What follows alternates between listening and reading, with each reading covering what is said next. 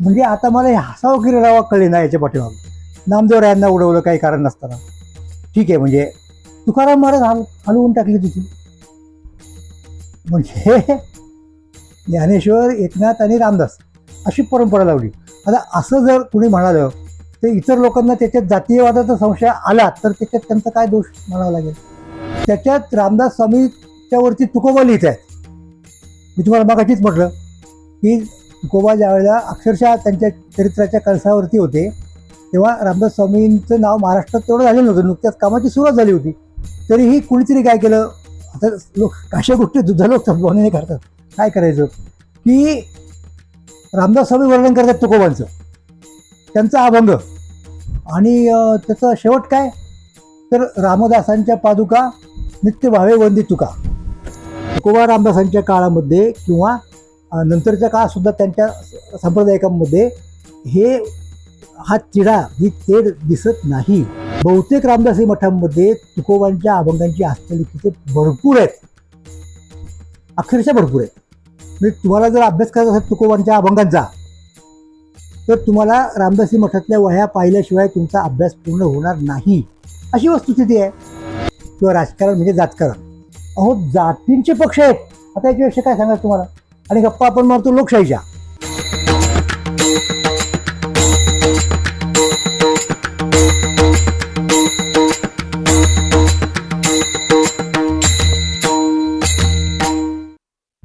नमस्कार, मी सदानंद मोरे. महाराष्ट्र मंथनमधील वारकरी दर्शनसाठी आपणा सर्वांचं मनापासून स्वागत करतो.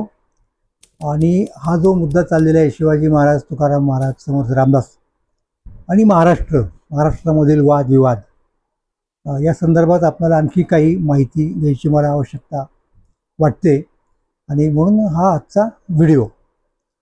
तर मी असं म्हणालो मागच्या आपल्या व्हिडिओमध्ये की स्वतः तुकोबा आणि रामदास यांनी एकमेकांच्या विषयी काही म्हटलेलं नाही.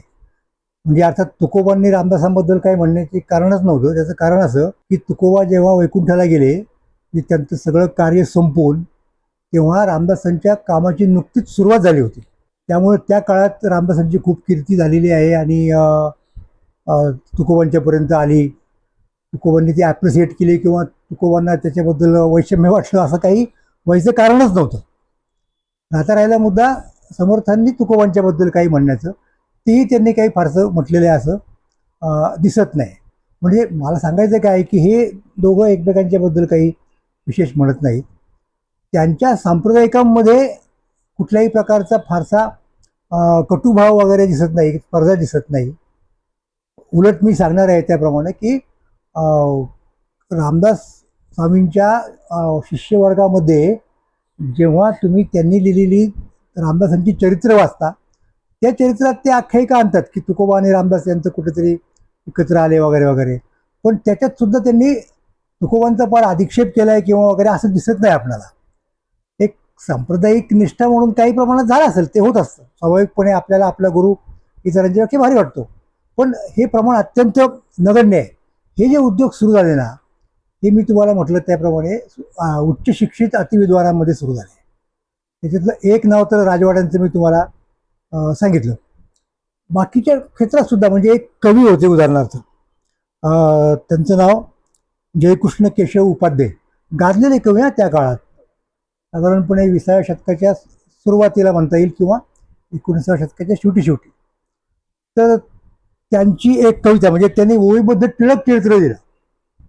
आता खरं टिळक चरित्रामध्ये हा संदर्भ आलाच पाहिजे असं काही नव्हतं, पण त्यांनी तो आणला. कोणता? वारकरी संप्रदायाचा. आणि जसं वारकरी संप्रदाय वाढला तसं टिळकांचा संप्रदाय वाढतोय किंवा असेल असं काहीतरी त्यांना म्हणायचं होतं. तर मग ते वारकरी संप्रदायाचा आढावा कसा घेतात पहा बरं का. ज्ञानदेवे लावले शेत, ते आपण ज्ञानदेवरेचीला पाय म्हणतो का नाही, त्यांनी शेताची उपमा दिली. ज्ञानदेवे लाविले शेत, वरी नाथांची मशागत. एकनाथ महाराज म्हणजे नामदेव वगळले मधले, वरी नाथांची मशागत. बीज समर्थाचे बलवंत, मग आले पीक शिवरूप. म्हणजे आता मला हे हसावं की रडावं कळले ना याच्या पाठीमागं. नामदेव रायांना उडवलं काही कारण नसताना. ठीक आहे, म्हणजे तुकाराम महाराज हलवून टाकले तिथून. म्हणजे ज्ञानेश्वर, एकनाथ आणि रामदास अशी परंपरा लावली. आता असं जर कुणी म्हणालं तर इतर लोकांना त्याच्यात जातीयवादाचा संशय आला तर त्याच्यात त्यांचा काय दोष म्हणावा लागेल? नाही ना. तर या गोष्टी घडत होत्या आपल्याकडे आणि म्हणून त्या ओलांडून आपण पुढे जायचा प्रयत्न केला पाहिजे किंवा आपण शिकलं पाहिजे. तर आता हे झालं जयकृष्ण केशव उपाध्यांचं, म्हणजे खूप पूर्वीच्या काळातलं. अगदी अलीकडचे विद्वान सुद्धा घ्या, म्हणजे डॉक्टर शंभो तुळपुळे. कुठे विद्वान वगैरे होते आपल्याला कल्पना आहे. आणि इतकंच नव्हे तर ज्या पद्धतीने राजवाड्यांनी लिहिलं वारकऱ्यांच्या बद्दल ते त्यांना मान्य नव्हतं, हे तुम्हाला सांगतो. म्हणजे त्यांनी टीका केली राजवाड्यांच्यावरती की असं लिहायला नाही पाहिजे आपण वगैरे वगैरे. पण तरी सुद्धा त्यांचा एक लेख प्रकाशित झाला होता केसरीमध्ये, खूप पूर्वीच्या काळातली गोष्ट आहे.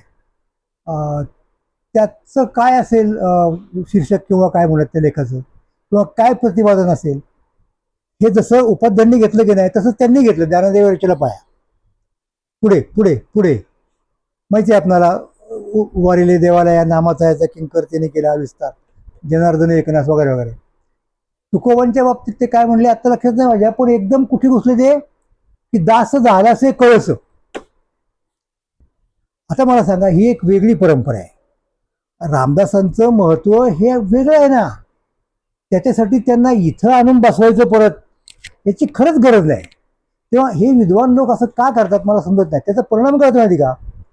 त्याचा परिणाम समर्थांच्या प्रतिमेवरती होतो. तेव्हा या मंडळींनी लक्षात ठेवलं पाहिजे की आपण जेव्हा एका बाजूला समर्थांची प्रतिमा मोठी करायला जातो तेव्हा वास्तवात ती मोठी होत नाहीच. तुम्ही राहता नावाने राहिले बाजूला आणि त्याचा परिणाम म्हणून लोक समर्थांच्या बद्दल काही ना काहीतरी बोलू लागतात. तर या गोष्टी अजूनही थांबलेल्या नाहीत, त्या थांबवायला पाहिजे असं मला वाटतं. किंवा उदाहरणार्थ आता अलीकडे ते आमचे मित्र होते, संत ज्ञानेश्वर अध्यासनाचे काही काळ ते प्राध्यापक कोण होते, यशवंत पाठक. कीर्तनावरचं त्यांचं पुस्तक अत्यंत गाजलेलं. घरात सुद्धा परंपरा चांगली कीर्तनाची वगैरे. तर त्यांना एक अभंग सापडला, म्हणजे अभंग तो बाडामध्ये होता, रामदासांच्या मठात कुठेतरी सापडला. त्याच्यात रामदास स्वामीच्या वरती तुकोबा लिहित आहेत. मी तुम्हाला मगाशीच म्हटलं की तुकोबा ज्या वेळेला अक्षरशः त्यांच्या चरित्राच्या कळसावरती होते तेव्हा रामदास स्वामींचं नाव महाराष्ट्रात तेवढं झालेलं नव्हतं, नुकत्याच कामाची सुरुवात झाली होती. तरीही कुणीतरी काय केलं, आता लोक अशा गोष्टी दुधा लोक संभावने करतात, काय करायचं की रामदास स्वामी वर्णन करतात तुकोबांचं, त्यांचा अभंग. आणि त्याचा शेवट काय तर रामदासांच्या पादुका नित्य भावे वंदी तुका. आता तुकोबा आणि रामदास खरोखर एकमेकांच्या समोर आले तर तुकोबांनी रामदासांना कसं वागवायचं, रामदासांनी तुकोबांना कसं वागवायचं, हा त्यांचा प्रश्न होता. आपल्याला माहित नाही त्यांनी काय केलं असतं एकमेकांच्या बरोबर. पण हे असं कुणीतरी उठतं उपसमोरसारखं आणि काहीतरी लिहून ठेवतं आणि त्याला प्रमाण मानून यशवंत पाठकांच्या सारखा एक संशोधक कुशाल ते घेतो. हे जे काही आहे ना आपल्याकडे चाललेलं ते उद्वेग आणणार आहे. म्हणजे जे लोक या क्षेत्रात काम करतात ना संशोधनाच्या वगैरे, त्यांना कधी कधी त्याचा हे कशाला आपण तरी या भांगडीत पडावं. काही लोक करतात, काही लिहून ठेवतात, अशा त्या गोष्टी आहेत असं मला वाटते. मग आता अशा गोष्टी जेव्हा इकडे होतात तेव्हा अगदीच तुम्हाला सांगतो त्याची प्रतिक्रिया कशी येणार नाही सांगा ना. ती येणारच ना दुसऱ्या बाजूनी, आणि ती नको तेवढ्या प्रमाणामध्ये आली. आणि मग त्याचा परिणाम मग परत एकदा त्याही लोकांनी रामदासांच्यावरती हल्ले चढवले, त्यांची वाईट प्रतिमा करण्याचा जास्तीत जास्त प्रयत्न केला.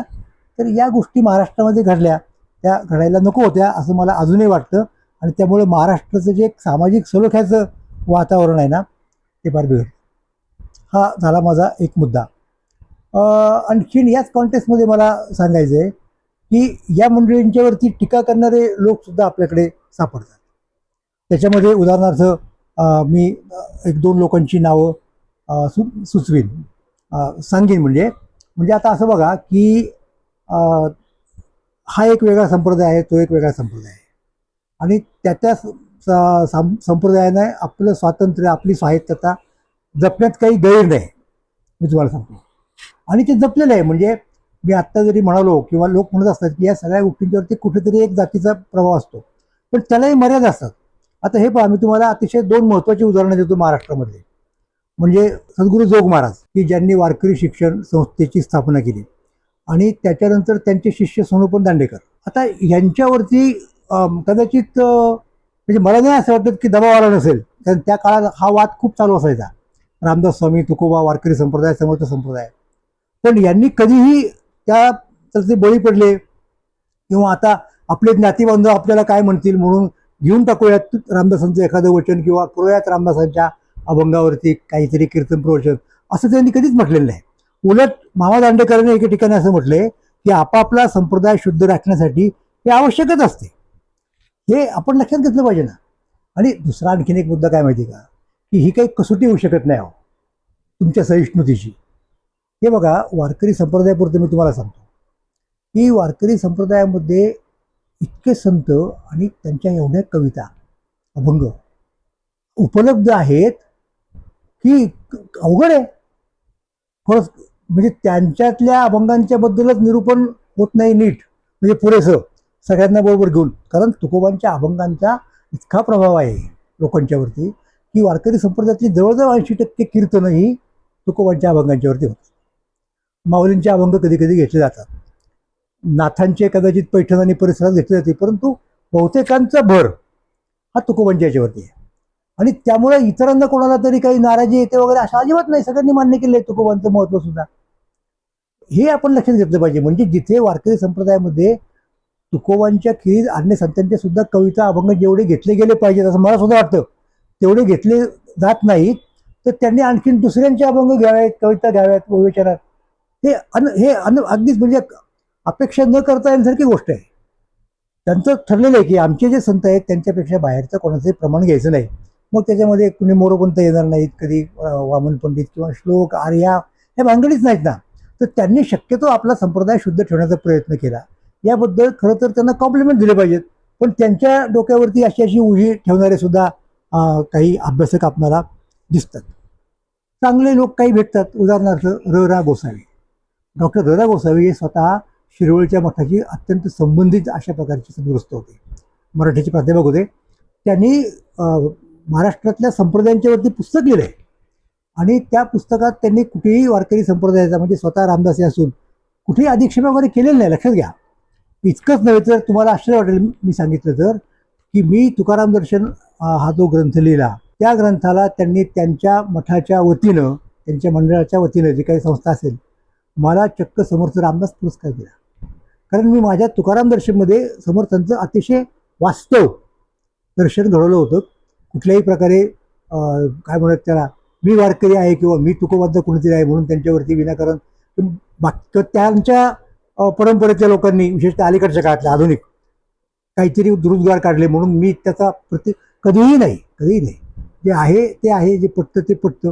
आणि हे त्यांना लक्षात आलं आणि म्हणून त्यांनी मला मालेगावला बोलावून एक विशेष समारंभ करून पुरस्कार दिला. तर ते एका त्यांच्या ग्रंथामध्ये म्हणतात, मी तुम्हाला गोसावींची गोष्ट सांगतोय, की त्यांनी जवळजवळ 20 समर्थ चरित्र पाहिली आणि त्यातले पुरावे दिले या संबंधांच्या संदर्भात.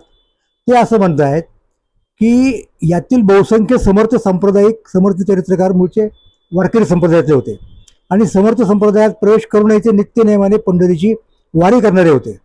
खुद्द रामदासांनी त्यांच्या दर्शनार्थ आलेल्या वारकरी मंडळींपाशी आम्हासी तुमचेची बळ असे उद्गार काढल्याचे एका चरित्रात नमूद आहे. इतकेच नव्हे तर बहुसंख्य समर्थ चरित्रात चरित्रविषय झालेल्या रामदासांनंतर आपला सुजान पूज्यभाव तुकोबाविषयीच व्यक्त केलेला दिसून येतो. आता हे बघा, हे इंटरेस्टिंग आहे. भीमस्वामी शिरगावकर आणि राजाराम प्रसादी यांनी तर तुकोबांची स्वतंत्र चरित्रे लिहिली. रामदासांचा विषयीचा पूज्यभाव तोच तुकोबांच्या विषयी या ग्रंथात, चरित्र ग्रंथात व्यक्त झालेला आहे. आणि मग उदाहरणार्थ दासविश्राम धामामध्ये सुद्धा आत्माराम स्वामी एक्के हळ्ळीकर नावाचे होते. त्यांनी जे चरित्र लिहिलं, त्याच्यामध्ये त्यांनी असं म्हटलंय की तुकोबांना ज्यांनी त्रास दिला, मुंबईचे असेल किंवा अजून कुणी असेल वाया बुडवणारे वगैरे, तर त्यांचा उपहास करतात. तर ती उभी सुद्धा गोसावींनी उद्धृत केली की जरी आला सन्मुखी उच्चय शवा, लाता हनुपाहे गाढव. उच्चय शवा हा इंद्राचा घोडा आहे, तो समोर आला तर गाढव त्याला लाथा मारतो. तसं हे तुकोबांना करणारे लोक आहेत असं त्यांनी म्हटलंय. तर मुद्दा माझा एवढाच आहे की विशेषतः तुकोबा रामदासांच्या काळामध्ये किंवा नंतरच्या काळात सुद्धा त्यांच्या सांप्रदायिकांमध्ये हे हा तिढा ही तेढ दिसत नाही. आणि गोसावींनी आणखीन एक मुद्दा मांडला आणि तो फार महत्वाचा वाटतो मला, की अक्षरशः आणि त्याच्यात खोटं नाहीये, बहुतेक रामदासी मठांमध्ये तुकोबांच्या अभंगांची हस्तलिखिते भरपूर आहेत, अक्षरशः भरपूर आहेत. म्हणजे तुम्हाला जर अभ्यास करायचा असेल तुकोबांच्या अभंगांचा, तर तुम्हाला रामदासी मठातल्या वह्या पाहिल्याशिवाय तुमचा अभ्यास पूर्ण होणार नाही, अशी वस्तुस्थिती आहे. तर हे जे काही झालं ना, मी तुम्हाला सांगतो, हे अलीकडच्या काळातल्या राजकारणाचा मुद्दा आहे. आणि काही लोक तेच राजकारण आजही चालू ठेवू पाहतात, हे लक्षात घ्या. तर तो शॉर्टकट आहे ना, ते एकदा हातामध्ये मिळालं तुम्हाला, म्हणजे आपल्याकडे जातकारण म्हणजे जवळजवळ राजकारण, किंवा राजकारण म्हणजे जातकारण. अहो, जातींचे पक्ष आहेत आता, याच्याविषयी काय सांगायचं तुम्हाला. आणि गप्पा आपण मारतो लोकशाहीच्या. तेव्हा जरा शांतपणे या गोष्टींचा विचार करावा, असं मला वाटतं. शेवटचा मुद्दा माझ्या याच्यातला, की मी जे सांगतोय ते काही चरित्रग्रंथ रामदास स्वामींच्या परंपरेतले, त्यांनी तुकोबांच्याबद्दल दिलेलं चरित्र किंवा रामदासांचे चरित्र, त्यात आलेल्या तुकोबांचा रेफरन्स वगैरे वगैरे, यासंबंधी गोसावींनी पुरेसं विवेचन केले. माझ्या हातामध्ये आत्ता एक अत्यंत महत्त्वाचा ग्रंथ आहे, अलीकडच्या काळातला आहे, 19व्या शतकातल्या अखेरच्या पर्वातला. आणि तो ग्रंथ म्हणजे हा ग्रंथ आहे. काय ग्रंथ आहे? तिचं नाव ग्रंथाचं वासुदेवी टीका. वासुदेव नावाचे सद्गृस्त होते, त्यांनी ज्ञानेश्वरांच्या अमृतानुभवावरती भाष्य केलेले आहे मराठीमध्ये. आणि हे रामदासी संप्रदायातले आहेत, अनुग्रहित आहेत, पण तरी त्यांच्याकडे विठ्ठलाची उपासना चालू आहे. तर मी त्या ग्रंथासंबंधी काही माहिती देतो, म्हणजे तुम्हाला मला जे काही म्हणायचं आहे तो माझा मुद्दा तुमच्यापर्यंत सहज पोचेल असं मला वाटतं. आता या टीकेच्या शेवटी त्यांनी आपली गुरुपरंपरा, हा ग्रंथ आपण कसा लिहिला, का लिहिला, कुणी प्रवृत्त केलं, या संबंधी लिहिलेलं आहे, ते मी आपणाला सांगतो. काय झालं ते म्हणतायत, ते असं म्हणतायत की शालिवाहन शके 1815 विजय संवत्सरा प्रभातेसी गुरुराया प्रतिदेत स्वप्नस्मृती प्रतिती ठाकली ती माघ कृष्ण तिथी रामदास नवमी गुरुवारी संगमी मिळविले अनुभवामृते स्वप्नस्थिते आणिले निरुते वासुदेवा सरोवरी स्नान करिता दर्शन होताची वंदन करू गेले तोची तुम्ही गड तळायाचा वेग केला पाठलागत त्वाही त्वरे दिसेनासे होते क्षणमी मूर्छित जालो सावचित्त विप्राचेनी शिळे आडभव्य गुहेत वास्तव्य नित्य गुरुवर्य समर्थांचे शिळे देता लाथ क्षणी उघडित चरणी लोळत वासुदेव. वासुदेव सांगतायत की मी सज्जनगडावरती वगैरे कुठेतरी गेलो होतो आणि तिथे मला स्वप्नामध्ये काहीतरी दिसलं. काय त्यांना दिसलं स्वप्नामध्ये, की स्वप्नात ते चाललेले आहेत गडावरती आणि त्या गुहेमध्ये आले जिथे समर्थ असायचे आणि तिथे काय झालं बघा, आत जाता क्षणी समर्थ नयनी पाहता चरणी मिठी देमी ठेविल्या मस्तकी अभयत्वे कर प्रेमे अंगभर कुरवाळले पुन्हा पुन्हा पायी ठेविते मी डोळी दाटलं हृदयी सद्गदित चरणाची मिठी यत्ने सोडवित ओसंगा धरित वासुदेवा. ही संपूर्ण अमृतानुभव टीका अभंगात्मक आहे आणि त्या अभंगावरती तुकोबांचा प्रभाव आहेच, पण तुकोबांचे अनेक अभंग त्यांनी आधारासाठी घेतलेले आहेत. पुढे काय झालं बघा, अकस्मात तुम्ही दिले दर्शन केले अवलोकन कुर्मदृष्टी पुढील मागिले न ठेविले भान धन्य धन्य धन्य गुरुवर्या त्रयोदशी अक्षरी मंत्राचे उच्चारी ध्वनी जय जयकारी कोंदाटला सबीज हा मंत्र सांगितला कानी पूर्ण वरदानी प्रवर्तुनी नलगे या दीक्षा दक्षिणा प्रदक्षिणा ना पुनश्चरणा वासुदेवा. हे रामदासांनी त्यांना मंत्र दिला त्यांच्या परंपरेचा.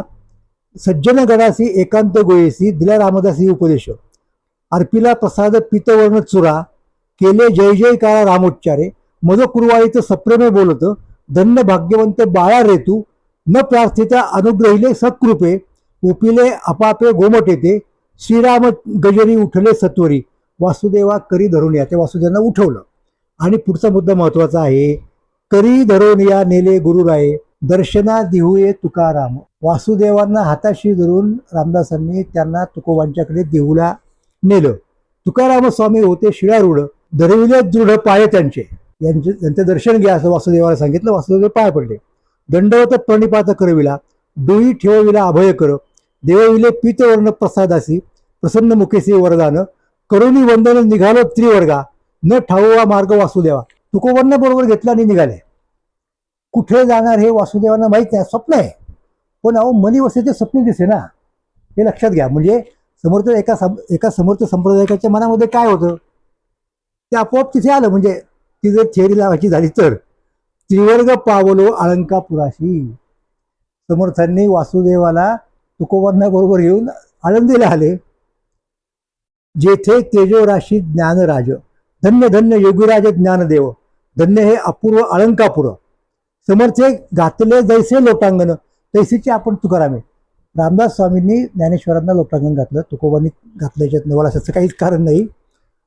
पुढे काय म्हणतात ते, एक एका प्रीतीप्रेमे आलंगिले, चरणवंदिती जय जयकारे, मीही दंडवत केला प्रणिपात, चरणा घाली ते दृढ मिठी, समर्थे प्रार्थिले देवा ज्ञानेश्वरा, यासी अंगीकारा वासुदेवा. या वासुदेवाचा अंगीकार करा. काय झालं पुढे मग की, न्यायले कृपा कटाक्षय करुणी, कुरवाळी वदन वेळोवेळा, निरविता समर्थे सप्रेम उल्हासे, गिरा गर्जत असे स्वस्ती स्वस्ती, प्रसाद मागता इंद्रायणी भरला समग्र दाखविला, घे घे घे गर्जन लुटी दोही हाते, घे मी पदरा ते पसरुणे. म्हणजे ज्ञानेश्वर त्यांना प्रसाद देतात. तीही पीतवर्ण देऊने अपरंपार, करी जय जयकार ज्ञानराज, प्रसन्न मुद्रेने हात ठेवी शिरी, आज्ञापन करी वासुदेवा. काय सांगतायत ज्ञानेश्वर वासुदेवांना, अनुभवामृती टीका गाये गीती, अभंगा परती भंगातीत, कानी सांगे निजाज्ञेचे गुज, सहजी सहज सिद्ध चिते, मुळाचा भाव ओतेल टिकेत, श्री गुरु समर्थ कृपे करी, मिरवी ही टीका नावे वासुदेवी, सिद्ध स्वानुभवी सहानुभूती, वासुदेव नाव रूपावर पाणी, निशेष सोडणी गीत गावे. मग त्यांच्या आज्ञेप्रमाणे मुद्दा आला. पण माझ्याकडे अमृतानुभवाची प्रत नाही, कसं काय लिहू मी. समर्थ म्हणतात की काही काळजी करू नको, मी तुला देतो. समर्थांनी त्याला सज्जनगडावरती नेलं आणि अमृतानुभवाची प्रत दिली. आणि ही वासुदेवी टीका ही जेव्हा आमच्या हाती लागली तेव्हा आमचे मित्र वाल मंजूळ मांडळकर संस्थेचे ग्रंथपाल त्यांनी आणि मी मिळून तिचं संपादन केलं. आणि उत्कर्ष प्रकाशनाचे आमचे मित्र सुवादुशी यांनी हा ग्रंथ छापला. सांगायचा मुद्दा काय की तुम्हाला सगळ्या प्रकारचे लोक मिळतात. चुकीच्या टीका करणारे, निंदा नारस्ती करणारे, नको तेवढी अस्मिता दाखवणारे पण असतात. आणि त्याचबरोबर अत्यंत सहृदयी, इतरांचा मोठेपण मान्य करणारे असेही लोक असतात. तर तुम्हाला हे जे सद्गृहस्थ आहेत त्यांचं नाव वासुदेव आबाजी देशपांडे हे त्यांचं नाव. आणि ते काय करत माहिती का, त्यांचं विठ्ठल मंदिर सखाराम महाराज आंबळनेरकरांचं तुम्हाला माहिती आहे, ते पण विठ्ठलाचे उपासक. त्यांचा अंमळनेरला त्यांचा मठ, त्यांचं मंदिर आहे. बोरी नदी नावाची नदी आहे जिचं वर्णन आणि ज्या मंदिराचं वर्णन माधव जुलियन यांनी आपल्या कवितेत केलेलं आहे एका. मग ते सज्जनगडचे वारकरी, पंढरीचे सुद्धा वारकरी, आणि त्यांनी त्यांच्या गावामध्ये करणखेड नावाचं गाव विठ्ठल मंदिर बांधलं. मूर्तीखाली तळघरात समर्थ पादुका ठेवल्या. आजही गावात मोठ्या प्रमाणावरती उत्सव चालू असतो. तर त्या मंदिराचा फोटो वगैरे मला आमचे मित्र राजेंद्र भांबरे साहेब यांनी दिला, तो मी आपल्याला दाखवतोय. तर मुद्दा माझा एवढाच आहे की महाराष्ट्राला कोणत्या मार्गाने जायचे, हे 150-200 वर्ष जो आपण मूर्खपणा केला असं मी म्हणेन, आपला वेळ घालवला, ज्याचं वर्णन शेजवलकरांनी महाराष्ट्राच्या डोक्यावरती बसलेला संबंध असं केलेलं आहे. तो संबंध आपण खाली उतरवणार आहोत की नाही, की याच प्रकारे आपण पुढे वाहवत जाणार त्या प्रवाहामध्ये, मला असं वाटतं की असं आपण करू नये. आणि निदान आपल्या हातून असं होऊ नये. तर इतर लोक काय करतील आपण सांगू शकत नाही. याची खबरदारी प्रत्येकाने घेतली पाहिजे. मग त्या प्रत्येकात गोविंदगिरी महाराज असतील किंवा बाहेरनं आणलेले असे कुणी धीरेंद्र आचार्यांच्या सारखे तर, आणि कुणी आपल्यातले असतील. एकदा एखादी ही गोष्ट घडली अशी की लगेच अक्षरशः पाऊस पडतो व्हॉट्सअपवरती. मला असं वाटतं की आपण जरा थांबावं, मागे बघावं, थोडं पुढेही बघावं आणि आत बघावं आपल्या, आणि आपण काय करावं हे ठरवावं. धन्यवाद.